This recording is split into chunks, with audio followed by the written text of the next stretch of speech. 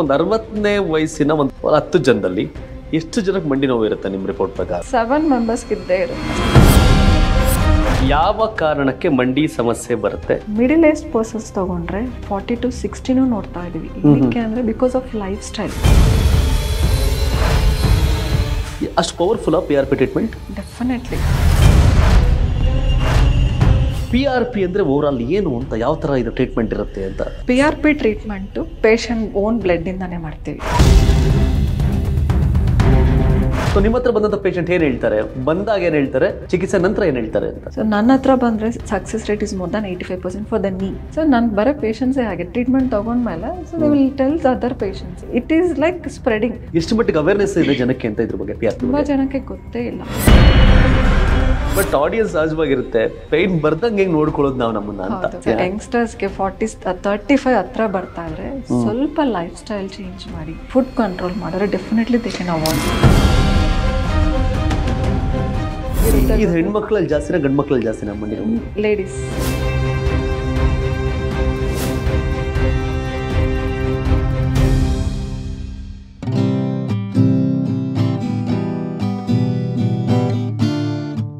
ವ್ಯಕ್ತಿ ಎಷ್ಟೇ ಸ್ಟ್ರಾಂಗ್ ಆಗಿದ್ರು ಕೂಡ ವಯಸ್ಸಾದ ಮೇಲೆ ಬಹುತೇಕ ಆರೋಗ್ಯದಲ್ಲಿ ಸಮಸ್ಯೆ ಬರುತ್ತೆ.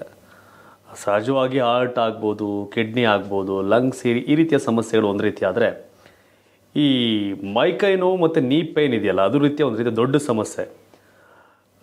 40 ವರ್ಷ ಆದಮೇಲೆ 50 ವರ್ಷದ ಬಹುತೇಕ ಯಾರು ವಾಯುಮಾನದವರಿದ್ದಾರೆ ಅವರೆಲ್ಲರಿಗೂ ಕೂಡ ನೀ ಪೇನ್ ಇದ್ದೇ ಇರುತ್ತೆ. ಆದರೆ ಒಂದಷ್ಟು ಜನ ನಾವು ನೋಡ್ತಿರ್ತೀವಿ, ನಡೆಯೋಕ್ಕಾಗಲ್ಲ, ವೀಲ್ ಚೇರ್ ಮೇಲೆ ಓಡಾಡ್ತಿರ್ತಾರೆ. ಎಷ್ಟೋ ಜನ ಮಂಡಿ ನೋವನ್ನು ತಡ್ಕೊಳಕ್ಕಾಗಲ್ಲ, ಭಾಳಷ್ಟು ಪೇನನ್ನು ಅನುಭವಿಸ್ತಿರ್ತಾರೆ. ಒಂದಷ್ಟು ಜನ ಆಪ್ರೇಷನ್ ಮಾಡಿಕೊಂಡು ಕೂಡ ಸರಿ ಹೋಗಿರಲ್ಲ. ಸೊ ಇದೆಲ್ಲ ಕೇಸ್ಗಳು ನಾವು ಸುತ್ತಮುತ್ತ ಭಾಳಷ್ಟು ನೋಡಿರ್ತೀವಿ.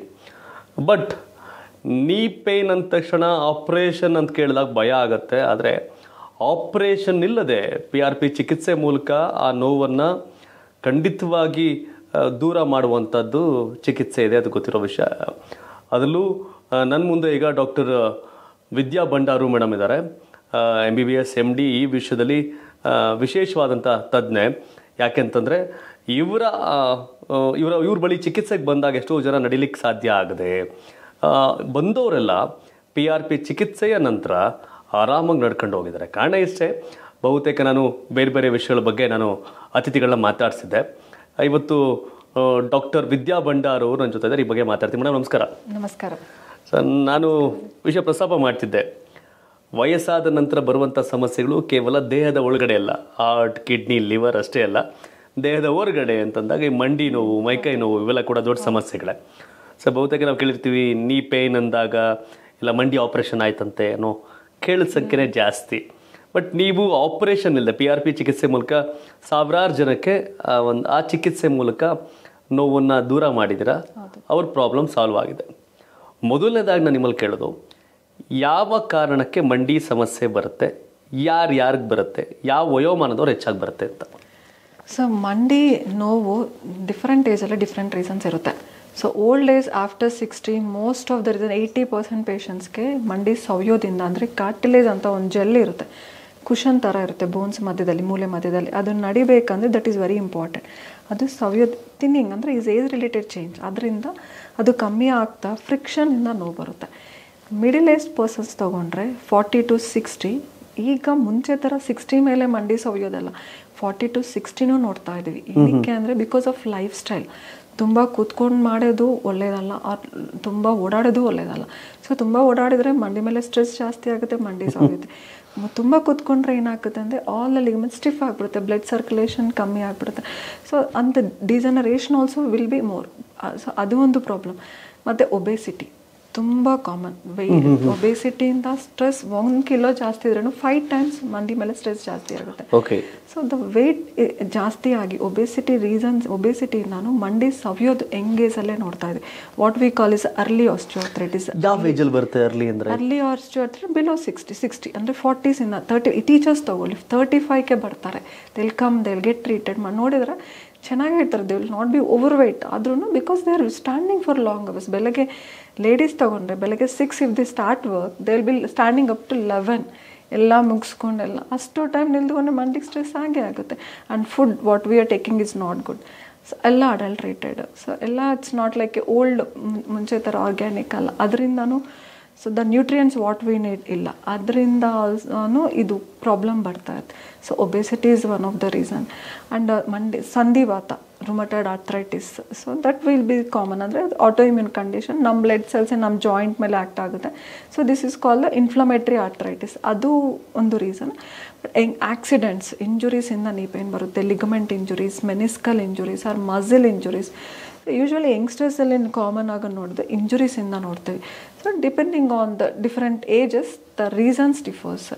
ಬಟ್ ಕಾಮನ್ ಈಗ ಪ್ರಾಬ್ಲಮ್ ಏನಂದರೆ 40 to 60 years ಮಿಡಲ್ ಏಜ್ ಪರ್ಸನ್ಸ್ಗೆ ಜಾಸ್ತಿ ಆಗ್ತಾ ಇದೆ ಇದು, because of so many causes, reasons. ಒಂದು obesity, lifestyle, food. But ಒಂದು ರೀತಿ ನಮಗೂ ಬಿಫೋರ್ ನಾವು ಈ ಇಂಟರ್ವ್ಯೂ ಶುರು ಆಗೋಕ್ಕೆ ಮುಂಚೆ ಹೇಳ್ತಾ ಇದ್ರಿ, ವೀಲ್ ಚೇರಲ್ಲಿ ಬರ್ತಾರೆ, ಸೊ ಟ್ರೀಟ್ಮೆಂಟ್ ನಂತರ ನಡ್ಕೊಂಡು ಹೋಗ್ತಾರೆ, ಎಷ್ಟು ಒತ್ಕೊಂಡು ಬರ್ತಾರೆ ಹೀಗೆ, ಸೊ ಟ್ರೀಟ್ಮೆಂಟ್ ಅಂತ. ಸೊ ಅಷ್ಟು ಪವರ್ಫುಲ್ PRP ಟ್ರೀಟ್ಮೆಂಟ್? ಡೆಫಿನೆಟ್ಲಿ. ಹೇಗೆ? ಇದು ಒಂದು ಸ್ಮಾಲ್ ಇಂಜೆಕ್ಷನಿಂದಾನೇ ವರ್ಕ್ ಆಗುತ್ತಾ ಅಂತ ಕೇಳ್ತಾರೆ. ಈ PRP ಏನು ಮಾಡುತ್ತೆ ಗೊತ್ತಾ?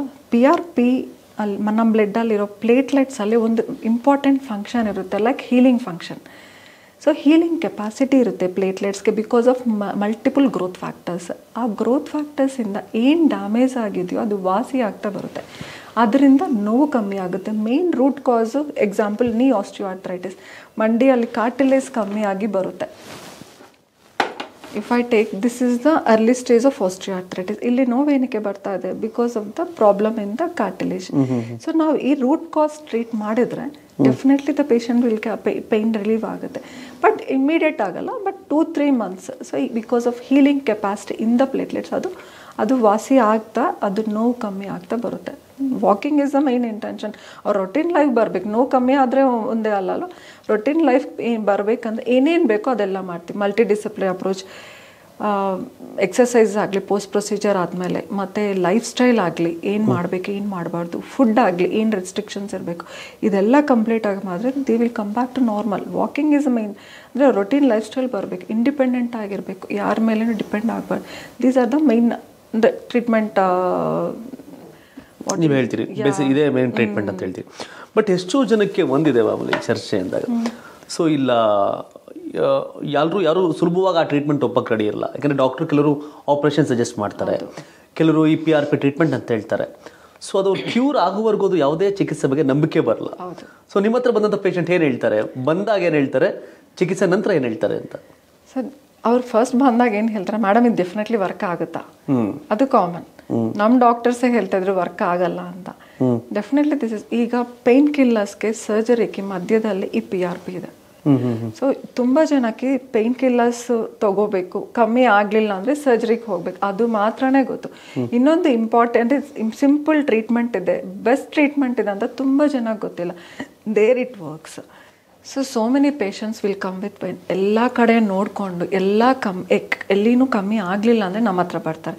So in between the tablets and the surgery there is a PRP treatment, injections, non surgical treatments.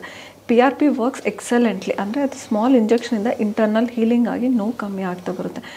So ನನ್ನ ಹತ್ರ ಬಂದರೆ success rate is more than 85% for the knee ಹೇಳಿದ್ರೆ ಡೆಫಿನೆಟ್ಲಿ. ಬಿಕಾಸ್ ಟ್ರೀಟ್ಮೆಂಟ್ ಮುಂಚೆನೇ we have to decide whether ಪೇಷಂಟ್ಸ್ಗೆ ಇದು work ಆಗುತ್ತಾ ಆಗಲ್ವಾ ಅಂತ ಡಿಸೈಡ್ ಮಾಡಬೇಕು. ಒಬ್ರೊಬ್ರು ಸರ್ಜರಿ ಬೇಕಾಗುತ್ತೆ. So bone to bone osteoarthritis, ಅಲ್ಲಿ ಬೋನ್ ಫ್ಯೂಸ್ ಆಗಿ there be no space to treat, ಅಂಥವ್ರಿಗೆ ಸರ್ಜರಿ ಮಾಡಲೇಬೇಕು. ಒಂದೊಂದು ಲಿಗಮೆಂಟ್ ಕಂಪ್ಲೀಟಾಗಿ ಕಟ್ ಆಗಿರುತ್ತೆ, ಸೊ ಇನ್ಸ್ಟೆಬಿಲಿಟಿ ಆಗ್ತಾ ಇರುತ್ತೆ, ಅಂಥವ್ರಿಗೆ ಸರ್ಜರಿ ಮಾಡ್ತೀವಿ. ಸೊ ಎಕ್ಸೆಪ್ಟ್ ಒಂದು 10%, 100 10% ಪೇಷಂಟ್ಸ್ ಬಿಟ್ಟರೆ 90% we can treat with the PRP. And so if they follow complete modifications ಎಲ್ಲ ಎಕ್ಸಲೆಂಟ್ ರಿಸಲ್ಟ್ಸ್ ಇರುತ್ತೆ. ಸೊ 85% ಮೇಲೆ for the knee. Spine and shoulder I can say it's 90-95%. So we have to see what to do. ನನಗೆ ತುಂಬ ಬೆನ್ನೋವಿತ್ತು. EPON injection ಆದಮೇಲೆ ನನಗೆ ತುಂಬ almost 100% ಹೋಯಿತು. ಇದು ನನಗೆ ಇಯರ್ಸಿಂದ ಪೇನ್ ಇತ್ತು. ಸಡನ್ನಾಗಿ ನನಗೆ ಕೂತ್ಕೊಳ್ಳೋಕ್ಕೂ ಆಗ್ತಾ ಇರಲಿಲ್ಲ, ನಿಂತ್ಕೊಳ್ಳೋಕೆ ಆಗ್ತಾ ಇರಲಿಲ್ಲ, ಬರೀ ರೆಸ್ಟ್ ಆಗ್ತಾಯಿತ್ತು.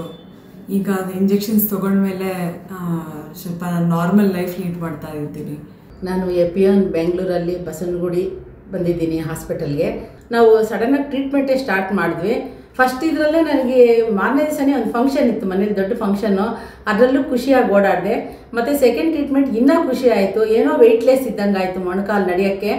ಮೊಣಕಾಲು ನೋವಿಲ್ಲ, ನೈಟ್ ನಿದ್ದೆ ಬರ್ತಿರ್ಲಿಲ್ಲ ನನಗೆ. ಮೇಯ್ನು ಅದು ತುಂಬ ಪೇಯ್ನ್ ಆಗ್ತಾಯಿತ್ತು. ಎಲ್ಲರ ಕೈಲಿ ಏನಾದ್ರು ಮಾಡಿಸ್ಕೋಬೇಕೇನೋ ಇನ್ನು ಏಜ್ ಆಗೋದ್ರೆ ಅಂತ ಭಯ ಕಾಡ್ತಿತ್ತು ನನಗೆ. ಅದೆಲ್ಲ ಏನಿಲ್ಲದೆ ಚೆನ್ನಾಗಿ ಆರಾಮಾಗಿದ್ದೀನಿ. ನಾನು ವೆರಿ ಥ್ಯಾಂಕ್ಫುಲ್ ಟು ವಿದ್ಯಾ ಭಂಡಾರ ಅವ್ರಿಗೆ, ತುಂಬ ಥ್ಯಾಂಕ್ಫುಲ್ ಹೇಳ್ತಿದ್ದೀನಿ. ನಾನು ಪಾರ್ವತಿ ರಾವ್, ಮಂಗಳೂರು. ಕಾಲು ನೋವು 36 ವರ್ಷದಿಂದ ಕಾಲು ನೋವು ಅನುಭವಿಸ್ತಾ ಇದ್ದೆ. ಅದು ನನಗೆ ಧೈರ್ಯ ಇರಲಿಲ್ಲ ಗುಣ ಆಗ್ತದೆ ಅಂತಂದರೆ. ತುಂಬ ಗುಣ ಆಯಿತು, ತುಂಬ ವಾಸಿ ಆಯಿತು. ಇವಾಗ ತುಂಬ ಖುಷಿ ಆಗ್ತಾ ಇದೆ. ತುಂಬ ಒಳ್ಳೆ ಡಾಕ್ಟ್ರು. ಈಗಂತೂ ರಿಲ್ಯಾಕ್ಸ್ ಆಗಿದ್ದೇನೆ. ಇನ್ನೂ ಪರವಾಗಿಲ್ಲ, ಇನ್ನೊಂದು ತಿಂಗಳು ರೆಸ್ಟ್ ತಗೊಂಡ್ರೆ ನಾರ್ಮಲ್ ಆಗ್ತೇನೆ ನಾನು.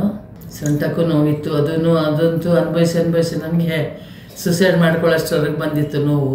ಅದನ್ನು ವಾಸಿ ಮಾಡಿದರು. ನನ್ನ ಹೆಸರು ಸರೋಜ. ಇವಾಗ ನಾನು ಇಲ್ಲಿ ಮತ್ತಿಕೆರೆಯಿಂದ ಬರ್ತಾ ಇದ್ದೀನಿ. ಮತ್ತಿಕೆರೆ ಮುತ್ಯಾಲ ನಗರದಿಂದ. ನನಗೆ ಮಂಡಿ ನೋವು, ತುಂಬ ಮಂಡಿ ನೋವಿತ್ತು. ಅದು ಸೌದೋಗಿದೆ ಅಂತ ಹೇಳಿದ್ರು, ರೈಟ್ ಲೆಗ್ಗು. ಇವಾಗ ಬಂದಮೇಲೆ ಇವಾಗ ನೋವೆಲ್ಲ ಪರವಾಗಿಲ್ಲ, ಒಂದು 70% ಚೆನ್ನಾಗಾಗಿದೆ. ಥ್ಯಾಂಕ್ ಯು UP1 ವಿದ್ಯಾ ಭಂಡಾರ್. ನನ್ನ ಹೆಸರು ಕಲ್ಪನಾ ಅಂತ. ನಾನು ಹಲಸೂರಿಂದ ಬಂದಿದ್ದೀನಿ. ನನಗೆ ತುಂಬ ಅಂದರೆ ತುಂಬಾ ನಡೆಯೋಕ್ಕಾಗ್ತಿರಲಿಲ್ಲ. ಒಂದು 10 ವರ್ಷದಿಂದ ಇತ್ತು ಈ ಥರ ನನಗೆ ಪೇಯ್ನು. ಇವಾಗ ನನಗೆ 90% ಓಕೆ ಆಗಿದೆ. ನಾನು ರಾಮದೇವರು ಅಂತೇಳಿ, ನಾನು ಬೆಂಗಳೂರಿಂದ ನಂದಿನಿ ಲೇಔಟಿಂದ ಬಂದಿದ್ದೀನಿ. ನಾನು ಇಲ್ಲಿಗೆ ಬಂದಾಗ ಭಾಳ ನೋವಿತ್ತು ನನ್ನ ಮಂಡಿ. ಆಮೇಲೆ ಫಸ್ಟ್ ಡೇನೇ ನನಗೆ ಸ್ವಲ್ಪ ರಿಲೀಸ್ ಆಗಿ ಕ್ಲೀನಾಗಿ ನಡ್ಕೊಂಡು ಹೊಂಟೋದೆ. ನನಗೆ ಭಾಳ ಸಂತೋಷ ಆಯಿತು. ನೆಕ್ಸ್ಟ್ ಇನ್ನು 3 ಸ್ಟೆಪ್ನಲ್ಲೂ ಕೂಡ ಫುಲ್ ಕಡಿಮೆ ಆಗೋಯಿತು. ಈಗ ಸ್ವಲ್ಪ ತುಂಬ ಚೆನ್ನಾಗಿ ನಡ್ಕೊಂಡು ಓಡಾಡ್ಕೊಂಡು ಕ್ಲೀನಾಗಿದ್ದೀನಿ. ಮೆಟ್ಲು ಎಲ್ಲ ಹತ್ತೀನಿ, ಎಲ್ಲ ಮಾಡ್ತೀನಿ, ಎಲ್ಲ ಕೆಲಸನೂ ಮಾಡ್ಕೊತಾ ಇದ್ದೀನಿ. Thank you UP1. ನನ್ನ ಹೆಸರು ರವೀಂದ್ರ ರೆಡ್ಡಿ ಅಂತ. ನಮ್ಮದು ಆಂಧ್ರ. ನಮ್ಗೆ ಕಾಲು ನೋವು ಜಾಸ್ತಿ ಆಯಿತು. ನಮಗೂ ಫಸ್ಟ್ ಟ್ರೀಟ್ಮೆಂಟ್ಗೆ 50% ನೋವು ತಗ್ಗಿದ್ದು. ಇವಾಗ 80% ನೋವು ಕಮ್ಮಿ. UP1 Dr. Vidya Bhandaru checked me and suggested treatment. And now the final procedure is over today and I'm feeling fine. And the staff are very good and helped me a lot. A little more confidence is there, but still they cooperated very well and medication prescribed are very good. But ಬಹುತೇಕ ಮಂದಿ ಮಂಡಿ ನೋವು ಇವೆಲ್ಲ ಬಂದಾಗ ಏನಾಗುತ್ತೆ, ಈ pain killer tablet ತಗೋತಾರೆ. But ಅದು ನಿರಂತರವಾಗಿ ಭಾಳ ವರ್ಷದಿಂದ ಹಂಗೆ ಮಾಡ್ಬಿಡ್ತಾರೆ, ಯಾರು ಟೆಸ್ಟ್ ಮಾಡಿಸ್ಕೊಳ್ಳಿಕ್ಕೆ ಬರಲ್ಲ. ಸೊ ಭಯ ಅವ್ರಿಗೆ. ಸಿಂಪ್ಟಮ್ಸ್ ಏನು, ಮೊದಲ ಸಿಂಪ್ಟಮ್ಸ್ ಏನು ಅಂತ? ಸೊ ಸಿಂಪ್ಟಮ್ಸ್ ಅರ್ಲಿ ಸ್ಟೇಜಲ್ಲಿ ನೀ ಆಸ್ಟಿಯೋಆರ್ಥ್ರೈಟಿಸ್ ನಡೆಯೋಕ್ಕೂ ಪ್ರಾಬ್ಲಮ್ ಇರಲ್ಲ. ಸ್ಟೆಪ್ಸ್ ಹತ್ತುವಾಗ ಇಳಿಯುವಾಗ ಮಾತ್ರ ಪೇಯ್ನ್ ಇರುತ್ತೆ. ನಾರ್ಮಲ್ ವಾಕಿಂಗ್ ನಂಗೆ ನಾರ್ಮಲ್ ಇದೆ, ಸೊ ನನಗೇನು ಬೇಕಾಗಿಲ್ಲ. But those are the early science. So that is also one sine something is happening inside. ಕೆಳಗೆ ಕೂತ್ಕೊಂಡೇದು ಪ್ರಾಬ್ಲಮ್ ಆಗ್ತಾಯಿದ್ರೆ, ಸ್ಟೆಪ್ಸ್ ಹತ್ತೋದು ಇಳಿಯೋದು ಕಮ್ಮಿ ಆಗ್ತಾಯಿದ್ರೆ, ಕಷ್ಟ ಆಗ್ತಾಯಿದ್ರೆ, ದೆನ್ ಅಲ್ಲಿ ನೀ ಡಿಜನರೇಟ್ ಆಗ್ತಾಯಿದೆ, ಏಜ್ ರಿಲೇಟೆಡ್ ಚೇಂಜಸ್ ಬರ್ತಾ ಇದೆ ಅಂತ. ನಡೆಯೋಕ್ಕೆ ಪ್ರಾಬ್ಲಮ್ ಆಗ್ತಾಯಿದೆ, then it enter the stage 3 osteoarthritis. So any pain more than 3 months neglect ಮಾಡೋಂಗಿಲ್ಲ. 3 ತಿಂಗಳಿಗಿಂತ ಜಾಸ್ತಿ body is giving some signal, ಹೊಲಗೇನೋ ಆಗ್ತಾ ಇದೆ ನೋಡ್ಕೊಲಿ ಅಂತ. ಸ್ಪೆಷಲಿಸ್ಟ್ ಭೇಟಿ ಆಗಿ ತುಂಬ ಜನ ಹೋಗಲ್ಲ, ಹೋದರೆ ಸರ್ಜರಿ ಹೇಳ್ತಾರೆ, ಬೇಡ ನನಗೆ ಬೇಡ ಸರ್ಜರಿ ಬೇಡ, ಹಿಂಗೆ ಇರೋಣ ಅಂತ. ಬೇಕಾಗಿಲ್ಲ, no need to think of surgery. You can definitely get rid. ಪೇಯ್ನಿಂದ ಆಚೆ ಬರ್ಬೋದು ಸಿಂಪಲ್ ಇಂಜೆಕ್ಷನಿಂದಾನೆ. ಫಸ್ಟ್ ಸ್ಪೆಷಲಿಸ್ಟ್ ಭೇಟಿಯಾಗಿ ಏನಂತ ನೋಡಿದ ಮೇಲೆ ಡಿಸೈಡ್ ಮಾಡಿ ವಾಟ್ ಟು ಡೂ. 1 or ಇಲ್ಲ 2 doctors 3 doctors ಭೇಟಿ ಆಗಲಿ. Surgery is not the only option, last option. ಈಗ ಏನೂ ವರ್ಕ್ ಆಗ್ತಾ ಇಲ್ಲ, ಸರ್ಜರಿ ಆಪ್ಷನ್ ಡೆಫಿನೆಟ್ಲಿ ಇದ್ದೇ ಇರುತ್ತೆ. But we have to try the other options also. So ಬಹುತೇಕ ಮಂದಿ ಆಗ್ಲಿ ಹೇಳಲ್ಲ, ಯಾರಿಗೂ ಆಪರೇಷನ್ ಮಾಡ್ಕೊಳಕ್ಕೆ ಇಷ್ಟ ಇಲ್ಲ. ಹೌದು, ಆಪರೇಷನ್ ಅಂದರೆ ಭಯ. ಬಟ್ ಮಂಡಿ ನೋವು ಬಂದಾಗ ಮೊದಲು ಆಗ ಹೇಳಿದಂತೆ ಬೇಸಿಕ್ ಆಗಿ ಪೇನ್ ಕಿಲ್ಲರ್ ತಗೋತಾರೆ, ಪೇನ್ ಇಂಜೆಕ್ಷನ್ ತಗೋತಾರೆ ಕೆಲವರು. ಸೊ ಡಾಕ್ಟರ್ಸ್ ಸಜೆಷನ್ ಅಂತ ಬಂದಾಗ ನೀವು ಎಕ್ಸ್ಪರ್ಟ್ ಇದ್ದೀರಿ ಈ ವಿಷಯ ಬಗ್ಗೆ, PRP ಟ್ರೀಟ್ಮೆಂಟ್ ಇದೆ, ಹಿಂಗಿದ್ರೆ ಹಿಂಗಾಗುತ್ತೆ ಅಂತ ಗೊತ್ತು. ಎಷ್ಟು ಮಟ್ಟಿಗೆ ಅವೇರ್ನೆಸ್ ಇದೆ ಜನಕ್ಕೆ ಅಂತ ಇದ್ರ ಬಗ್ಗೆ? PRP ತುಂಬ ಜನಕ್ಕೆ ಗೊತ್ತೇ ಇಲ್ಲ. ಬಂದ್ರೂ ತುಂಬ ಜನ ಏನು ಹೇಳ್ತಾ ಇದ್ರು, ನಮ್ಮ ಡಾಕ್ಟರ್ ಬೇಡ ಅಂದರು ಮೇಡಮ್ ಅಂತ. ಸೊ ದೇ ವಿಲ್ ಕಮ್ ನೋಡ್ತಾರೆ. So they will get convince ಮಾಡಿಸ್ಕೊಂತೀವಿ, but will talk to family doctor when come ಅಂತ. ಅಲ್ಲಿ ಹೋದ್ಮೇಲೆ ದೇ ವಿಲ್ ಕಾಲ್ ಬ್ಯಾಕ್, ಈ ಥರ ಡಾಕ್ಟರ್ ಬೇಡ ಅಂದರು. ಸೊ ಡೆಫಿನೆಟ್ಲಿ ಏನಕ್ಕೆ ಹೇಳ್ತಾರೆ ಅಂದರೆ ಅದು ಅವ್ರಿಗೆ ದೇ ಡೋಂಟ್ ನೋ ಕಂಪ್ಲೀಟ್ ಅಂದರೆ ರಿಸಲ್ಟ್ಸ್ ಹೇಗಿರುತ್ತೆ ಅಂತ.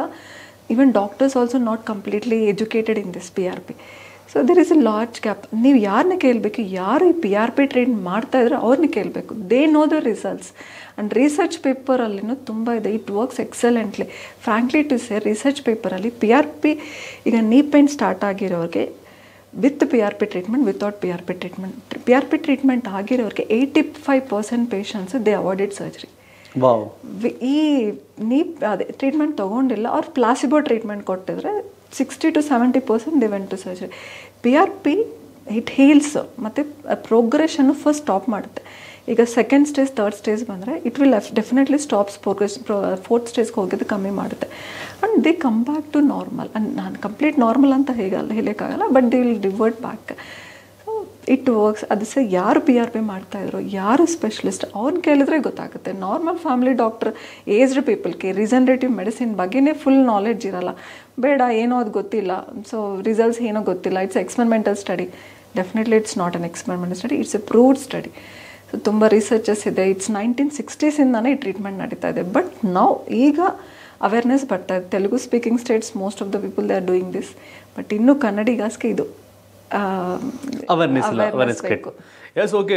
ಎಲ್ರಿಗೂ ಅಂದರೆ ಹೌದು, ಸಹಜವಾಗಿ ಮಂಡಿ ಈ ಥರ ಸಮಸ್ಯೆ ಬಂದಾಗ ಈ ರೀತಿ ಹೇಳೋದಲ್ಲ, ಟ್ಯಾಬ್ಲೆಟ್ಸು, ಸುಮ್ಮನೆ ಇಂಜೆಕ್ಷನ್ನು ಮತ್ತು ಆಪ್ರೇಷನ್ನು ಇದೆ.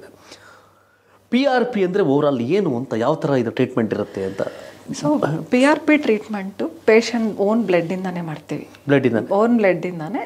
ಅದು ಒಂದು 15 to 20 ml, ಒಬ್ಬರೊಬ್ಬರಿಗೆ 35 ml ವರ್ಗು ಬ್ಲಡ್ ತೊಗೊಂಡು ಅದರಲ್ಲಿ ತುಂಬ ಕಾಂಪೊನೆಂಟ್ಸ್ ಇರುತ್ತೆ. ನಮ್ಗೆ ಏನು ಬೇಕು, ಪ್ಲೇಟ್ಲೆಟ್ಸ್ ಬೇಕು. One of the blood cell platelets, ಅದು ಪ್ರಾಸೆಸ್ ಮಾಡ್ತೀವಿ.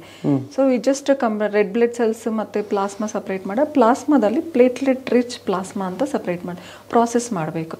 ಈಗ 15 to 20 ml ತೊಗೊಂಡ್ರೆ 20 ml ನನಗೆ 3-4 ml PRP ಬರುತ್ತೆ.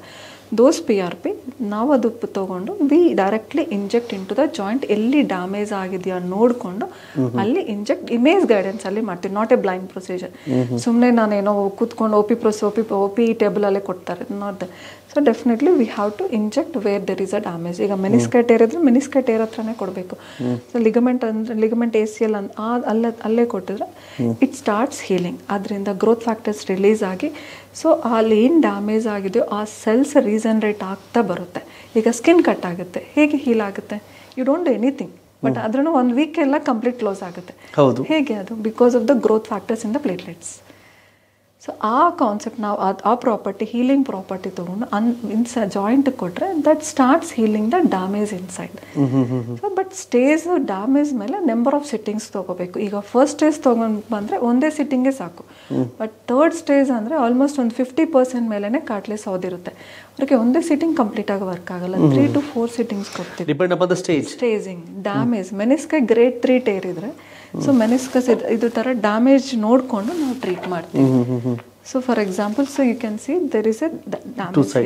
2 ಸೈಡ್ ಇದೆ, ಮೋರ್ ದ್ಯಾನ್ 50% ಡ್ಯಾಮೇಜ್ ಆಗಿದೆ. ಇದು with 15 days once 3 to 4 sittings ಮಾಡ್ತೀವಿ.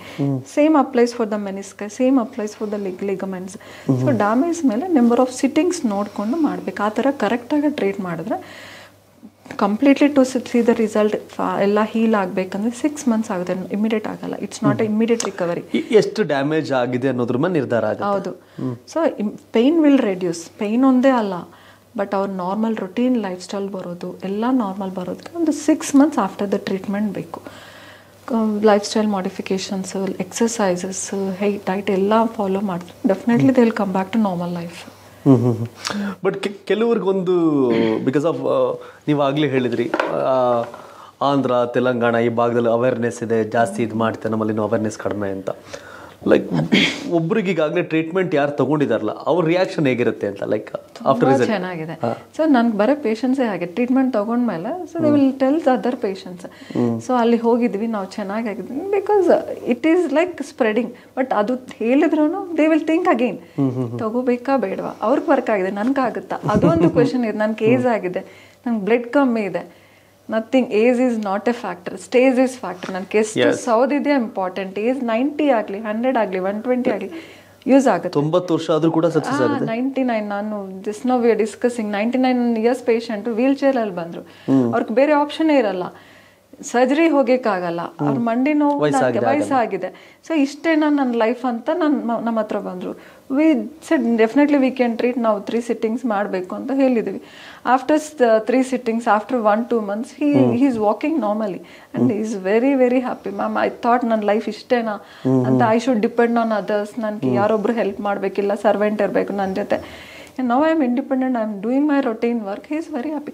Stage is important, age ಅಲ್ಲ. Okay, good. ಬೇರೆ ಯಾವುದೇ ಆಪರೇಷನ್ಸ್ ಆಗಲಿ ಏಜ್ ಇಂಪಾರ್ಟೆಂಟ್ ಆಗುತ್ತೆ, ವಯಸ್ಸಾದ್ಮೇಲೆ ಮಾಡೋಕ್ಕಾಗಲ್ಲ ಅಂತ. ಬಟ್ ಇಲ್ಲಿ ಸ್ಟೇಜ್ ಇಂಪಾರ್ಟೆಂಟ್, ಏಜ್ ಅಲ್ಲ ಅಂತ. ಸೊ ಒಂದು ವಿಷಯ, ಯಾಕೆ ನಾನು ಆಗಲೇ ಕಿಡ್ನಿ ಸ್ಪೆಷಲಿಸ್ಟ್ ಡಾಕ್ಟರ್ ವಿದ್ಯಾಶಂಕರ್ ಅವ್ರನ್ನ ಇಂಟರ್ವ್ಯೂ ಮಾಡಿದ್ದೆ.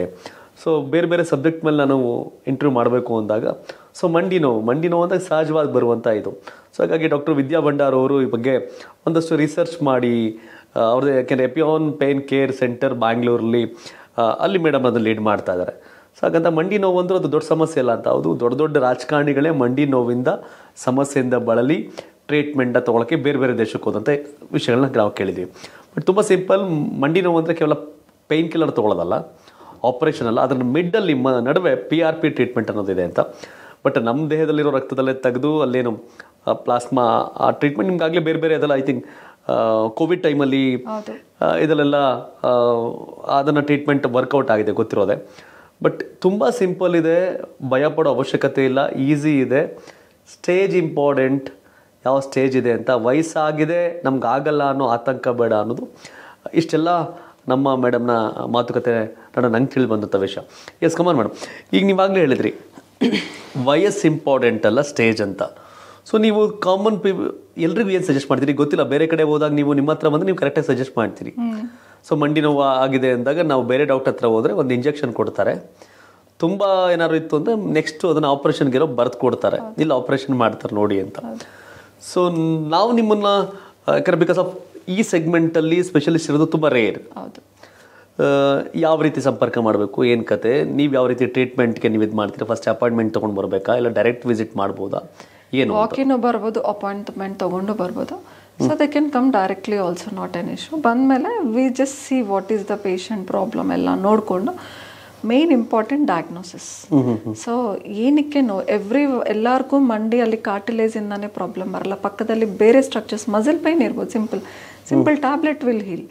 So proper diagnosis important. What is the reason for this? ಒಂದೊಂದು ಸಾರಿ ಬರ್ಸೈಟಿಸ್ ಅಂತ ಸೋ ಮೆನಿ ರೀಸನ್. ಆ ಡಯಾಗ್ನೋಸಿಸ್ ಮಾಡೋಕ್ಕೆ ನಾವು ಮಸ್ಕ್ಯುಲೋಸ್ಕೆಲಿಟಲ್ ಅಲ್ಟ್ರಾಸೌಂಡ್ ಅಂತ ಮಾಡ್ತೀವಿ.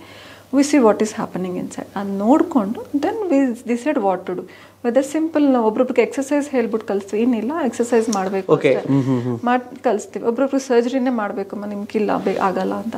ಸೊ ಏನು ಟ್ರೀಟ್ಮೆಂಟ್ ಅಂತ ಒಂದು ಪ್ರೋಟೋಕಾಲ್. ಈಗ if the patient is for PRP, then we decide how many sittings, ಎಷ್ಟು ಸಿಟ್ಟಿಂಗ್ಸ್ ಬೇಕಾಗುತ್ತೆ, ವಾಸಿ ಆಗುತ್ತೆ ಡಿಸೈಡ್ ಮಾಡಿಬಿಟ್ಟು we just tell to the patient. If the patient decides ಅವತ್ತೇ ಮಾಡ್ಬೋದು.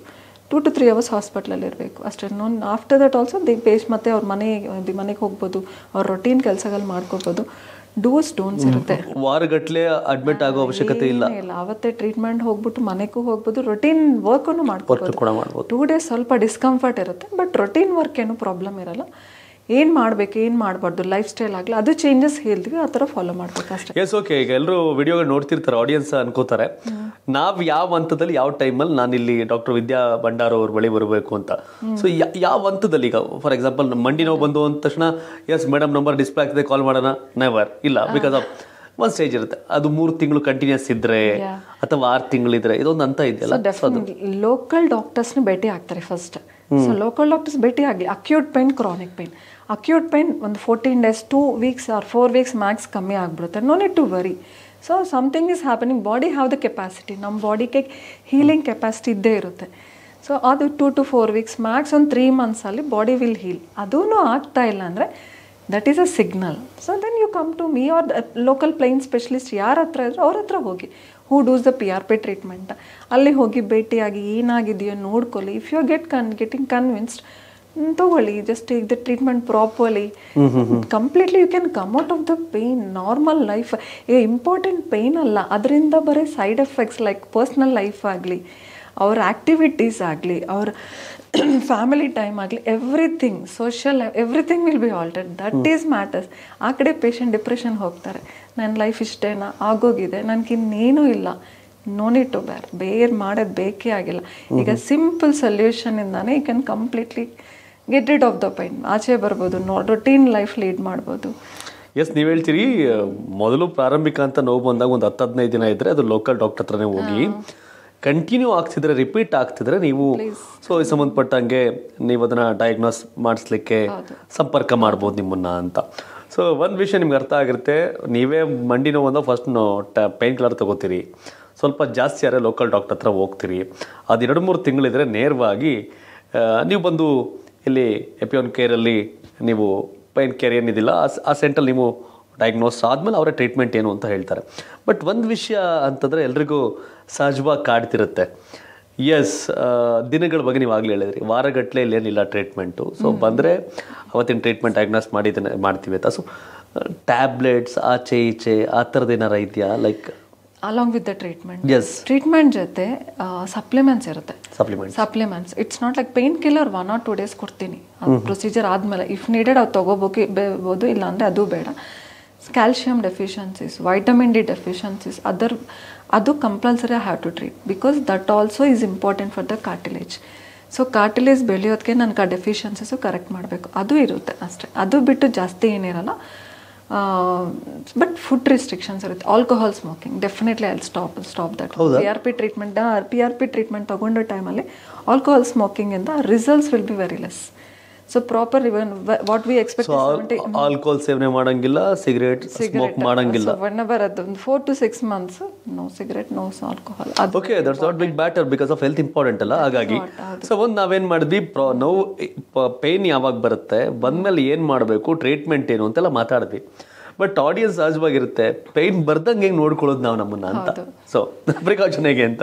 ಸೊ ಮಿಡಿಲ್ ಏಜ್ಡ್ ಪರ್ಸನ್ಸ್, ಯಂಗ್ಸ್ಟರ್ಸ್ಗೆ 35 ಹತ್ರ ಬರ್ತಾ ಇದ್ರೆ ಸ್ವಲ್ಪ ಲೈಫ್ ಸ್ಟೈಲ್ ಚೇಂಜ್ ಮಾಡಿ, ಮತ್ತು ವೆಯ್ಟ್ ಕಂಟ್ರೋಲ್ ಮಾಡಿಬಿಟ್ಟು ಫುಡ್ ರಿಸ್ಟ್ರಿಕ್ಷನ್ಸ್, ಫುಡ್ ಕಂಟ್ರೋಲ್ ಮಾಡಿದ್ರೆ ಡೆಫಿನೆಟ್ಲಿ ದೇ ಕ್ಯಾನ್ ಅವಾಯ್ಡ್. ಯಾವ ಫುಡ್ಗಳನ್ನ ಕಂಟ್ರೋಲ್ ಮಾಡಿ? ಫುಡ್ ಕಂಟ್ರೋಲ್ ಮಾಡಬೇಕಂದ್ರೆ mainly sweets, all whites, what culprits. Whites ಅಲ್ಲ ಅಂದರೆ ಶುಗರ್ ಆಗಲಿ, ಮೈದಾ ಆಗಲಿ, ಇಲ್ಲ ರೈಸ್, ಪ್ಲೇನ್ ರೈಸ್ ಬೇಡ, ಬ್ರೌನ್ ರೈಸ್ ತಗೊಳ್ಳಿ, ವೈಟ್ ರೈಸ್ ಬೇಡ. ಸೊ ಈ ವೈಟ್ಸ್ ಕಮ್ಮಿ ಮಾಡಿ. Coffee is good for heart ಅಂತಾನು ಬಂದಿದೆ. ಬಟ್ ಕಾಫಿಯಿಂದ ಸ್ವಲ್ಪ ಇನ್ಫ್ಲಮೇಷನ್ ಜಾಸ್ತಿ ಆಗುತ್ತೆ. ಇನ್ಫ್ಲಮೇಷನಿಂದ ಆರ್ಥರೈಟಿಸ್ ಚೇಂಜಸ್ ಜಾಸ್ತಿ ಆಗುತ್ತೆ. I am not telling completely avoid ಮಾಡಿ ಅಂತ ಹೇಳ್ತಾ ಇಲ್ಲ, restrict to 1 or 2 cups. So small cups ತೊಗೊಳ್ಳಿ. ಮತ್ತು ಇನ್ನೊಂದು deep fried, junk, oil foods ಇದೆಲ್ಲ ಕಮ್ಮಿ ಮಾಡಿ. Bakery items, maida, everythings reduce. These should be reduce. Life style ತಗೊಂಡೆ this is very important. After 40 ladies mainly ತುಂಬ ಓಡಾಡ್ತಾರೆ ಬಿಕಾಸ್ ಅವ್ರಿಗೆ the responsibilities will be more. ಇನ್ನೂ ಏಜ್ ಆದರೆ ಮಕ್ಕಳು ಬರ್ತಾರೆ, ಅವ್ರನ್ನೂ ನೋಡ್ಕೋಬೇಕು, ಎಲ್ಲ ಅವ್ರಿಗಿನ್ನೂ ಜಾಸ್ತಿ ಆಗಿಬಿಡುತ್ತೆ. So according to age we should act. So ನಾವು ತುಂಬ ನಿಲ್ತ್ಕೊಂಡು ಮಾಡೋ ಕೆಲಸಗಳು ಕಮ್ಮಿ ಮಾಡಬೇಕು. ಕೆಳಗೆ ತುಂಬ ಕೂತ್ಕೊಂಡೆದೆಲ್ಲದು. ಇಟ್ಸ್ ನಾಟ್ ಲೈಕ್ ನಾನು ಕೂತ್ಕೊಂಡಿಲ್ಲ ಅಂದರೆ ಹಂಗೆ ಆಗುತ್ತೆ ಅಂತ ಬೇಡ, ಬೇಕಾಗಿಲ್ಲ. Why to sit down? Because ಮಂಡಿ ಮೇಲೆ ಸ್ಟ್ರೆಸ್ ಜಾಸ್ತಿ ಆಗುತ್ತೆ. ಸ್ಟೆಪ್ಸ್ ಹತ್ತೋದು ಇಳಿಯೋದು, ನಾನು ಲಿಫ್ಟ್ ಏನಕ್ಕೆ, ನಾನು ಮೇಲೆ ಹತ್ತಿದ್ದೀನಿ, ನನಗದೊಂದು ಎಕ್ಸಸೈಸ್ ಆಗಿಬಿಡುತ್ತೆ. ಬೇಡ. 40-45 you can do. Body will be active, muscles will be strong to take the stress. But 45 ಆದಮೇಲೆ ನೀ ಮೇಲೆ ಸ್ಟ್ರೆಸ್ ಜಾಸ್ತಿ ಆಗಿಬಿಡುತ್ತೆ. ಸೊ ಅದು ಎಕ್ಸಸೈಸ್ ಥರ ಮಾಡಬೇಡಿ. ಯು ಕ್ಯಾನ್ ಟೇಕ್ ಮಾಡಿ, ಬಟ್ ತುಂಬ ಎಕ್ಸಸೈಸ್ ಥರ ಮಾಡಿ. ಈ ಲಿಟಲ್ ಲೈಫ್ ಸ್ಟೈಲ್ ಮಾಡಿಫಿಕೇಷನ್ಸ್ ಮತ್ತು ಕಂಪಲ್ಸರಿ ವೆಯ್ಟ್ ಸ್ಟ್ರೆಂಥನಿಂಗ್ ಮಾಡಬೇಕು. ವರ್ಕೌಟ್ ಒಂದು ಮಾಡಬೇಕು. Whatever you are comfortable, yoga ಆಗಲಿ, ಇಲ್ಲ ಎಕ್ಸಸೈಸಸ್ ಆಗಲಿ, ಜಿಮ್ ಆಗಲಿ, ಆರ್ ಎನಿಥಿಂಗ್ ಲೈಕ್ ವಾಕಿಂಗ್ ಆಗಲಿ, some workout should be there. At least ಒಂದು 35 minutes per day. So workout ಮಾಡಿದರೆ, ಲೈಫ್ ಸ್ಟೈಲ್ ಚೇಂಜ್ ಮಾಡಿ, ಮತ್ತು ವೆಯ್ಟ್ ಕಂಟ್ರೋಲ್ ಮಾಡಿ, ಫುಡ್ಡನ್ನು ಈ ಥರ ಮಾಡಿದ್ರೆ ಡೆಫಿನೆಟ್ಲಿ ವಿ ಕ್ಯಾನ್ ಅವಾಯ್ಡ್ ಅಂತ ನಾನು ಹೇಳೋಕ್ಕಾಗಲ್ಲ. ಡೆಫಿನೆಟ್ ಏಜ್ ರಿಲೇಟೆಡ್ ಚೇಂಜಸ್ ಬಂದೇ ಬರುತ್ತೆ. ವಿ ಕ್ಯಾನ್ ಪೋಸ್ಟ್ಪೋನ್ ಒಂದು 50-60 ಬರೋದು, 70-80 ಬರುತ್ತೆ. We have to maintain that actually. Yes, okay. ಈಗ ಒಂದು ಸಹಜವಾದ ಪ್ರಶ್ನೆ. ಓಕೆ, ಇದು ಎಷ್ಟು ಯಾರ ಸಮಸ್ಯೆ ಇದೆ ಅವ್ರಿಗೆ ಗೊತ್ತು. ನೋವಿಲ್ಲ ಅಂದವ್ರಿಗೆ ಅದ್ರ ಬಗ್ಗೆ ಗೊತ್ತಿರಲ್ಲ, ಜಸ್ಟ್ ಅದು ನೆಗ್ಲೆಕ್ಟ್ ಮಾಡ್ತಿರ್ತಾರೆ.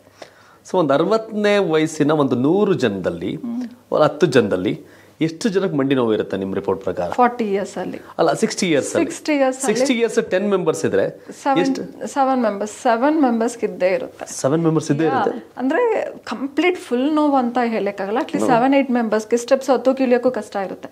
ಕೆಲ ಕೂತ್ಕೊಂಡು ಅದೆಲ್ಲ ಕಷ್ಟ ಆಗುತ್ತೆ. 2-3 ಪೇಷಂಟ್ಸ್ 2-3 ಮೆಂಬರ್ಸ್ ಚೆನ್ನಾಗಿರ್ತಾರೆ, ಬಟ್ 7 to 8 ಮೆಂಬರ್ಸ್ ಇದೆ ಮನೆಯಲ್ಲೇ ತೊಗೊಳ್ಳಿ, ಸಮ್ವನ್ ವಿಲ್ ಬಿ ಸಫರಿಂಗ್. ಯಾರಿಗೋ ಒಬ್ರಿಗೆ ಮಂಡಿ ನೋವು ಇದ್ದೇ ಇರುತ್ತೆ, ಪೇರೆಂಟ್ಸ್ ಆಗಲಿ ಇಲ್ಲ ವೈಫೇ ತೊಗೊಳ್ಳಿ, wife or anyone will be suffering with the knee pain. Yes, ಯಾಕೆ ವಿಷಯ ನಿಮ್ಗೆ ಹೇಳ್ತಿದ್ದೀನಿ ಅಂದರೆ ನಾವು ವಯಸ್ಸಲ್ಲಿ ಚೆನ್ನಾಗಿದ್ದಾಗ ನಮಗೇನು ಅನ್ಸಲ್ಲ, ನಮಗೇನು 30 ವರ್ಷ 40 ವರ್ಷ ಅಂದಾಗ ಆ ನೋವು ಬಂದಾಗಲೇ ಅದರ ನೋವೇನು ಅಂತ ನಮ್ಗೆ ಅರ್ಥ ಆಗೋದು, ಅಲ್ಲಿವರೆಗೂ ಗೊತ್ತಾಗಲ್ಲ. ಹಾಗಾಗಿ 60 ವರ್ಷದ ವಯಸ್ಸಿನವ್ರಿಗೆ 10 ಜನದಲ್ಲಿ 8 ಜನಕ್ಕೆ ಸಮಸ್ಯೆ ಇರುತ್ತೆ ಅಂದರೆ ನಿಮ್ಮ ಮನೆಯಲ್ಲಿ ಯಾರಾದರೂ 50-60 ವರ್ಷದವರು ಇದ್ದರೆ ಅವ್ರಿಗೆ ಮಂಡಿ ನೋವು ಸಹಜವಾಗಿರುತ್ತೆ. ಅವ್ರು ಸುಮ್ಮನೆ ಒಂದು ಪೇಯ್ನ್ ಕಿಲ್ಲರ್ ಟ್ಯಾಬ್ಲೆಟ್ ಕೊಟ್ಟು ಇಷ್ಟೇ ಅಂತ ಬಿಡೋದಕ್ಕಿಂತ ಆಪ್ರೇಷನ್ ಅಂದಾಗ ಪಾಪ ಆ ವಯಸ್ಸಲ್ಲಿ ಅವ್ರಿಗೆ ತಡ್ಕೊಳಕ್ಕಾಗಲ್ಲ, ಆಪ್ರೇಷನ್ ಕೂಡ ಮಾಡಲ್ಲ. ಸೊ ಹಾಗಾಗಿ ಅವ್ರ ನೋವನ್ನು ಹಾಗೇ ಕ್ಯಾರಿ ಮಾಡೋದಕ್ಕಿಂತ ಅವ್ರು ಹಂಗೆ ನೋವಲ್ಲೇ ಇರೋದಕ್ಕಿಂತ ಸೊ PRP ಟ್ರೀಟ್ಮೆಂಟಲ್ಲಿ ಒಳ್ಳೆ ಆ ನೋವಿಲ್ದಂಗೆ ಚೆನ್ನಾಗಿ ಓಡಾಡಲಿಕ್ಕೆ ನಡಿಲಿಕ್ಕೆ ಸಾಧ್ಯ ಆಗುವಂಥ ಅವಕಾಶ ಇದೆ. ತುಂಬ ಮೇಡಮ್ ಹೇಳಿದ್ರು, ಒಂದು ಪೇಯ್ನ್ ಬಂದಮೇಲೆ ಏನು ಮಾಡಬೇಕು ಅಂತ. 10-15 ದಿನದಲ್ಲಿ ಪೇಯ್ನ್ ಬಂದರೆ ಡಾಕ್ಟರ್ ಹತ್ರ ಲೋಕಲ್ ಹೋಗ್ಬೋದು, ಅದು 3 ತಿಂಗಳು ಕಂಟಿನ್ಯೂ ಇದ್ದರೆ ಡಯಾಗ್ನೋಸ್ ಮಾಡಿದ್ರೆ ಗೊತ್ತಾಗತ್ತೆ ಏನೇ ಪ್ರಾಬ್ಲಮ್ ಅಂತ, ಟ್ರೀಟ್ಮೆಂಟ್ ಇದೆ ಅಂತ. ಸೊ ಹಾಗಾಗಿ ಮಂಡಿ ನೋವು ಅಂದಾಗ ಮನುಷ್ಯನಿಗೆ ಸಹಜವಾಗಿ ವಯಸ್ಸಾದ್ಮೇಲೆ ಬರುವಂಥ ಸಮಸ್ಯೆ ಅದು ಕೂಡ ಒಂದು, ಆದರೆ ಅದಕ್ಕೆ ಆಪ್ರೇಷನ್ನೇ ಪರಿಹಾರ ಅಲ್ಲ. ಸೊ PRP ಟ್ರೀಟ್ಮೆಂಟ್ ಪರಿಹಾರ ಇದೆ ಅಂತ ಹೇಳಿದ್ರು. ಆಮೇಲೆ ಮತ್ತೊಂದು ಹೇಳಿದ್ರು ಮೇಡಮ್, ಫುಡ್ಡನ್ನು ನಾವೇ ಕಂಟ್ರೋಲ್ ಮಾಡ್ಬೋದು ಅಂತ. ಶಿವಕುಮಾರ್ ನೀವು ಅದನ್ನು ಹೇಳಿ ಅಂತ ಕೇಳಬಾರ್ದಲ್ಲ ನಮ್ಮನ್ನು. ಸೊ ಹಾಗಾಗಿ ಬರೋಕ್ಕೆ ಮುಂಚೆ ಫುಡ್ಡಲ್ಲಿ ಹೇಗೆ ಕಂಟ್ರೋಲ್ ಮಾಡ್ಬೋದು, ಬಂದ ಮೇಲೆ ಫುಡ್ಡನ್ನು ಏನೇನು ಚೇಂಜಸ್ ಮಾಡ್ಕೋಬೇಕು, ಸೊ ಎಲ್ಲ ವಿಷಯವನ್ನು ಹೇಳಿದ್ದಾರೆ. ಸೊ ಫೈನಲಿ ಆಡಿಯನ್ಸ್ಗೆ ಏನು ಹೇಳ್ತೀರಿ? ಫೈನಲಿ ಆಡಿಯನ್ಸ್ಗೆ ಫಸ್ಟ್ ಮುಂಚೆ ಥರ ಹಾರ್ಟ್ ಹೆಲ್ತ್, ಶುಗರ್ ಕಂಟ್ರೋಲ್ ಮಾಡಬೇಕು, diabetic health or brain health ಅಲ್ಲ, ಈಗ ಮಸ್ಕ್ಯುಲೋಸ್ಕೆಲ್ಟಲ್ ಹೆಲ್ತ್ ಈಸ್ ಇಂಪಾರ್ಟೆಂಟ್. ನೀವು ಕರೆಕ್ಟಾಗಿ ಜಾಯಿಂಟ್ಸ್ ಸ್ಪೈನ್ ಎಲ್ಲ ಕರೆಕ್ಟ್ ಇದ್ದರೆ ಓಡಾಡ್ತೀರಾ. If we walk and if we are active ಎಲ್ಲ ಪ್ರಾಬ್ಲಮ್ಸ್ ಕಂಟ್ರೋಲಲ್ಲಿ ಇರುತ್ತೆ. ಸೊ ಶುಗರ್ ಕಂಟ್ರೋಲ್ ಇರುತ್ತೆ, BP ಕಂಟ್ರೋಲ್ ಇರುತ್ತೆ, heart everything. So first important is your joint and spine, ಅಲ್ಲ ಜಾಯಿಂಟ್ಸ್ ಮಸಲ್ಸ್ ಸ್ಪೈನ್, ಇದು important. This is a fact. ಈಗ ಮುಂಚೆ ಥರ ಅಲ್ಲ, these are the true facts because we should be active. So first prevent ಮಾಡಿ first. ಆಗಲಿಲ್ಲ ಅಂದರೆ don't bear with the pain, you can come to specialist, there you can get a complete solutions with the simple treatment actually. Yes, ಇನ್ನೊಂದು ವಿಷಯ ಅಂತಂದರೆ ಹೌದು, ಇವಾಗ ಅರ್ಥ ಆಗ್ತದೆ. ಮಂಡಿ ನೋವು ಅಂತ ಮನೇಲಿ ಕೂತ್ರೆ ನೀವು ಓಡಾಡಲಿಲ್ಲ ಅಂತಂದರೆ ಆ್ಯಕ್ಟಿವಿಟೀಸ್ ಇರಲ್ಲ. ಆ್ಯಕ್ಟಿವಿಟೀಸ್ ಇಲ್ಲ ಅಂದರೆ ಬೇರೆ ಬೇರೆ ಕಾಯಿಲೆಗೆ ಸಮಸ್ಯೆ ಆಗುತ್ತೆ. ನೀವು BP ಶುಗರ್ ಎಲ್ಲ ನಾರ್ಮಲ್ ಇಟ್ಕೋಬೇಕು ಅಂತಂದರೆ ಅದನ್ನು ಅವಾಯ್ಡ್ ಮಾಡ್ಬೇಕು, ಬೇರೆ ಬೇರೆ ಸಮಸ್ಯೆನೇ ಅಂತಾರೆ. ನೀವು ವಾಕ್ ಮಾಡಬೇಕು ಅಂದರೆ ಕಾಲು ಚೆನ್ನಾಗಿರ್ಬೇಕು, ಮಂಡಿ ಚೆನ್ನಾಗಿರ್ಬೇಕು. ಸೊ ಹಾಗಾಗಿ ಮಿಸ್ ಮಾಡದೆ, ಪ್ರಾಬ್ಲಮ್ ಇಲ್ಲ ಅಂದರೆ ಗುಡ್, ವಯಸ್ಸಾದ್ಮೇಲೆ ಪ್ರಾಬ್ಲಮ್ ಬಂದೇ ಬರುತ್ತೆ. ಬಂದಾಗ ನೀವೇ ಹೆಂಗಿದ್ರು ಮಂಡಿ ನೋವಲ್ಲ ಅಂತ ಕೂತ್ರೆ ಆಗಲ್ಲ. ಯಾಕೆಂದ್ರೆ ಹಂಗೆ ಕೂತ್ರೆ ನಾವು ಬದುಕಿರೋವರೆಗೂ ಕಾಲು ಚೆನ್ನಾಗಿರ್ಬೇಕಲ್ಲ, ನಡೆದಾಡಬೇಕು. ಒಂದು ಕಡೆ ಕೂತ್ರೆ ಕಾಯಿಲೆಗಳು ಜಾಸ್ತಿ ಅಟ್ಯಾಕ್ ಆಗುತ್ತೆ. ಮನುಷ್ಯ ಆ್ಯಕ್ಟಿವ್ ಆಗಿದ್ರೆ ಏನೂ ಅಟ್ಯಾಕ್ ಆಗಲ್ಲಂತೆ. ಕಾಲೇ ಸಮಸ್ಯೆ ಆಗಿ ಕೂತ್ರೆ ಎಲ್ಲ ಕಾಯಿಲೆಗಳು ಅಟ್ಯಾಕ್ ಆಗುತ್ತೆ. ಹಾಗಾಗಿ ಈ ಎಲ್ಲನೂ ಕಾಪಾಡ್ಕೋಬೇಕು ಆರೋಗ್ಯನ, ನೋ ಡೌಟ್. ಅದರಲ್ಲಿ ನೀವು ಓಡಾಡೋದನ್ನ ತಡೆಯೋದೇ ಮಂಡಿ ನೋವು. ಹಾಗಾಗಿ ಆ ಮಂಡಿ ನೋವು ಇಲ್ದಂಗೆ ನೋಡಿಕೊಂಡ್ರೆ ಖಂಡಿತವಾಗಿ ನೀವು ಆ್ಯಕ್ಟಿವ್ ಆಗಿರ್ಬೋದು. ಆ್ಯಕ್ಟಿವ್ ಆಗಿದ್ದರೆ ಬೇರೆ ಬೇರೆ ಸಮಸ್ಯೆ ಎಲ್ಲ ದೂರ ಇರುತ್ತೆ. ಡಾಕ್ಟರ್ ವಿದ್ಯಾ ಭಂಡಾರು ಮೇಡಮ್ ಕಂಪ್ಲೀಟ್ ವಿಷಯಗಳನ್ನ ತಿಳಿಸ್ಕೊಟ್ರು. ಮಂಡಿ ನೋವೇನು, PRP ಟ್ರೀಟ್ಮೆಂಟ್ ಅಂದರೆ ಏನು ಅಂತ. ನನಗೆ ಇದು ಗೊತ್ತಿರಲಿಲ್ಲ. ಮಂಡಿ ನೋವು ಸಹಜವಾಗಿ ಪೇಯ್ನ್ ಕಿಲ್ಲರ್ ತೊಗೋಬೇಕು, ಅದಾದಮೇಲೆ ನಮಗೆ ಮಂಡಿ ನೋವು ಅಂದರೆ ಆಪ್ರೇಷನ್ಗೆ ಹೋಗೋ ಸೆಗ್ಮೆಂಟ್ ಅಷ್ಟೇ ನನಗೆ ಕಾಮನಾಗಿ ನನಗೂ ಐಡಿಯಾ ಆಯ್ತಿತ್ತು. ಸೊ ನನಗೂ ಈ PRP ಟ್ರೀಟ್ಮೆಂಟ್ ಬಗ್ಗೆ ಅರಿವಿರಲಿಲ್ಲ. Okay. And here one more thing I want to say, ಇದರಲ್ಲಿ no complications, side effects, nothing, because patients on blood ಅಲ್ಲ. ಸೊ ಆರಾಮಾಗೆ ವಿತೌಟ್ ಎನಿ ಸೈಡ್ ಎಫೆಕ್ಟ್. ನೀವು ಹೇಳಿದಾಗ ಎಲ್ರಿಗೂ ಅರ್ಥ ಆಯ್ತು. ಯಾಕೆ ಗೊತ್ತಾ, ಈ ಪ್ಲೇಟ್ಲೆಟ್ಸ್ ಕಡಿಮೆ ಆಗಿ ಎಷ್ಟೋ ಜನ ಅಡ್ಮಿಟ್ ಆದಾಗ ಪ್ಲೇಟ್ ಕೌಂಟ್ಸ್ ಅದು ಜಾಸ್ತಿ ಆಗಬೇಕು ಅಂತ ಟ್ರೀಟ್ಮೆಂಟ್ ತಗೋತಾರೆ. ಅದು ಅರಿವಿದೆ ಈಗ. ಸೊ ನ್ಯಾಚುರಲಿ ಹಾಗೇನೆ ನ್ಯಾಚುರಲ್ ಹೀಲಿಂಗ್ ಪ್ರಾಸೆಸ್ ಇಂದಾನೆ ವಾಸಿ ಮಾಡಿ. So definitely safest procedures, effective, ಸೇಫೇ ಅಲ್ಲ, ಎಫೆಕ್ಟಿವ್ ಪ್ರೊಸೀಜರ್. ಮತ್ತೆ completely come back to normal. Sports injuries ಆಗಿ ತಗೊಳ್ಳಿ, ಎಷ್ಟು ಎಫೆಕ್ಟಿವ್ ಆಗಿರುತ್ತೆ. ಇದು ಹೆಣ್ಮಕ್ಳಲ್ಲಿ ಜಾಸ್ತಿನ ಗಂಡು ಮಕ್ಳಲ್ಲಿ ಜಾಸ್ತಿನ ಮಂಡಿ ನೋವು? Ladies common. ಏನಕ್ಕೆ ಅಂದರೆ ಲೇಡೀಸಲ್ಲಿ 45 ಮೆನೋಪಾಸ್ ಪೀರಿಯಡ್ ಸ್ಟಾಪ್ ಆದರೆ ಎಲ್ಲ ಮಸಲ್ ವೀಕ್ನೆಸ್, ಬೋನ್ ವೀಕ್ನೆಸ್, ಹಾರ್ಮೋನ್ಸ್ ಕಮ್ಮಿ ಆಗುತ್ತೆ. ಇಟ್ ಎಫೆಕ್ಟ್ಸ್ ಎಲ್ಲನೂ ವೀಕ್ ಆಗ್ತಾ ಬರುತ್ತೆ. ವೀಕ್ ಆಗೋದೊಂದು, ಅವ್ರಿಗೆ ಇನ್ನೂ ಸ್ಟ್ರೆಸ್ ಜಾಸ್ತಿ ಆಗೋದೊಂದು. ಅದರಿಂದ ಮಂಡಿ ಜಾಯಿಂಟ್ ಸವಿಯೋದು ಲೇಡೀಸಿಗೆ ಕಾಮನ್. ಜೆಂಟ್ಸಕ್ಕೆ ಯೂಶ್ವಲಿ 60s ಮೇಲೆ ಜಾಸ್ತಿ ನೋಡ್ತೀವಿ. ಅನ್ಲೆಸ್ ದೇ ಆರ್ ಟೀಚರ್ ಆಗಲಿ, ಮಾರ್ಕೆಟಿಂಗ್ ಇಂಥ ಫೀಲ್ಡಲ್ಲಿ ಇದ್ರೆ ಮಾತ್ರ ಬೇಗ ನೋಡ್ತೀವಿ. ಇಲ್ಲಾಂದರೆ ಲೇಡೀಸ್ಗೆ ತುಂಬ ಕಾಮನ್ ಇದು. ಎಸ್, ಈಗ ಅರ್ಥ ಆಗ್ತಲ್ಲ ಸಮಸ್ಯೆ ಯಾರಿಗೆ ಜಾಸ್ತಿ ಅಂತ. ಹಾಗಾಗಿ ನಾವೆಲ್ಲ ಗಟ್ಟಿ ಮುಟ್ಟಾಗಿದ್ದೀವಿ ಅನ್ಕೊಂಡು ಕೂತ್ಕೊಂಡ್ರೆ ಆಗಲ್ಲ. ಮನೇಲಿರೋ ಹೆಣ್ಮಕ್ಳಿಗೆ, ಹೆಂಗಸರಿಗೆ, ಅಮ್ಮನಿಗೋ, ಅಕ್ಕನಿಗೋ, ತಂಗಿಗೋ, ಹೆಂಡತಿಗೋ ಮಂಡಿ ನೋವು ಅಂದಾಗ ಬರೀ ಮಾತ್ರೆ ಕೊಟ್ಟು ಸುಮ್ಮನೆ ಆದ್ರೆ ಆಗಲ್ಲ. ಅವ್ರು ಆ ಪೇಯ್ನ ಕ್ಯಾರಿ ಮಾಡಿದ್ರೆ ಅವ್ರು ಮಲಗಿದ್ರೆ ನಾವು ಮಲಗಬೇಕಾಗತ್ತೆ. ಹೌದು. ಸೊ ಹಾಗಾಗಿ ಅವ್ರಿಗೆ ಖಂಡಿತವಾಗಿ ಆ ಥರ ಜಸ್ಟ್ ಮಂಡಿ ಅದನ್ನ ನೆಗ್ಲೆಕ್ಟ್ ಮಾಡಿದ್ರೆ ಏನಾಗುತ್ತೆ, ಆಪ್ರೇಷನ್ ಸ್ಟೇಜ್ ದಾಟ್ಬಿಟ್ರೆ ಆಪ್ರೇಷನ್ ಅನಿವಾರ್ಯ ಆಗುತ್ತೆ. ವಯಸ್ಸಾದ್ಮೇಲೆ ಆಪ್ರೇಷನ್ ಆಗಲ್ಲ. ಆದರೆ ಒಂದು ಒಳ್ಳೆ ವಿಷಯ ಇವ್ರ ಹತ್ರ ಕೇಳಿದಂದರೆ ವಯಸ್ಸಾದರೂ ಸಹ PRP ಟ್ರೀಟ್ಮೆಂಟ್ ಅದನ್ನು ಕ್ಯೂರ್ ಮಾಡ್ಬೋದು. ಸ್ಟೇಜ್ ಮೇಲೆ ಡಿಪೆಂಡ್, ಯಾವ ಹಂತದಲ್ಲಿದೆ, ಎಷ್ಟು ಮಟ್ಟಿಗೆ ಹಾಳಾಗಿದೆ ಅನ್ನೋದ್ರ ಮೇಲೆ ಅದು ನಿರ್ಧಾರ ಆಗುತ್ತೆ.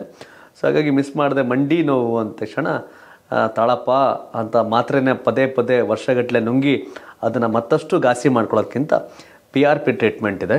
ಸೊ ಹಾಗೆ ಡಾಕ್ಟರ್ ವಿದ್ಯಾ ಭಂಡಾರ್ ಅವರು ಎಲ್ಲವನ್ನೂ ಸ್ಪಷ್ಟವಾಗಿ ತಿಳಿಸಿದ್ದಾರೆ. APN pain care center number display ಆಗ್ತಿದೆ, ಕಾಲ್ ಮಾಡಿ. And thank you so much madam. So ಬಂದ್ರಿ, ನಮಗೆಲ್ಲ ಭಾಳಷ್ಟು ವಿಷಯಗಳು ತಿಳಿಸ್ಕೊಟ್ರಿ. ನಾವು ಡಾಕ್ಟರ್ಗಳನ್ನ ಸಂದರ್ಶನ ಮಾಡ್ಬೇಕಾದ್ರೆ ಏನಾಗುತ್ತೆ, ಸಹಜವಾಗಿ ನಾ ಅರ್ಥ ಆಗ್ತಿರುತ್ತೆ ಮಂಡಿ ನೋವು ಅಂದ್ರೆ ಆ ಪೇನ್ ನಮಗೆ ಪ್ರಶ್ನೆ ಕೇಳ್ಬೇಕಾದ್ರೆ ಅರ್ಥ ಆಗ್ತಿರುತ್ತೆ, ಮಂಡಿ ನೋವು ಹೆಂಗಿರುತ್ತಪ್ಪ, ಏನು ಕತೆ ಹೆಂಗೆ ಅಂತ. ಹಾಗಾಗಿ ಥ್ಯಾಂಕ್ ಯು ಸೋ ಮಚ್ ನಮ್ಮ ಸ್ಟುಡಿಯೋಗೆ ಬಂದ್ರಿ. ಸೊ ಇದ್ರ ಬಗ್ಗೆ ಕಂಪ್ಲೀಟ್ ಮಂಡಿ ನೋವು ಯಾವ ಕಾರಣಕ್ಕೆ ಬರುತ್ತೆ, ಬಂದರೆ ಏನು ಮಾಡಬೇಕು, PRP ಟ್ರೀಟ್ಮೆಂಟ್ ಅಂದರೆ ಏನು, ಸೊ ಯಾವ ರೀತಿ ಫುಡ್ಡಲ್ಲಿ ನಾವು ಚೇಂಜಸ್ ಮಾಡ್ಕೋಬೇಕಾಗತ್ತೆ, ಎಕ್ಸಸೈಸ್ ಏನು ಮಾಡಬೇಕು, ಎಲ್ಲವನ್ನೂ ಹೇಳಿದ್ರಿ. And thank you so much madam ಸ್ಟುಡಿಯೋಗೆ ಬಂದು ನಮಗೆಲ್ಲ ಇನ್ಫಾರ್ಮೇಷನ್ ತಿಳಿಸಿಕೆ ಒಳ್ಳೆಯದಾಗಲಿ. ಎಸ್ ವೀಕ್ಷಕರೇ, ನಿಮಗೆಲ್ಲ ಗೊತ್ತಾಗಿರುತ್ತೆ ವಿಷಯ. ಮಂಡಿ ನೋವು ಹೌದು, ಬರೀ ಮಂಡಿ ನೋವು ಅಷ್ಟೇ ಅಲ್ಲ, ಮಂಡಿ ನೋವು ಅಂತ ಮಲ್ಕೊಂಡ್ರೆ ನೀವು ಹಾಸಿಗೆ ಹಿಡಿದ್ರೆ ಎಲ್ಲ ಕಾಯಿಲೆಗಳು ಅಟ್ಯಾಕ್ ಮಾಡುತ್ತೆ ನಿಮ್ಮನ್ನು. ಸೊ ಹಾಗಾಗಿ ನಾವು ಮಲಗಬಾರ್ದು. ಮಂಡಿ ನೋವು ಅಂತ ಮಲಗಿದ್ರೆ ಬೇರೆ ಕಾಯಿಲೆಗಳು ಬರುತ್ತೆ.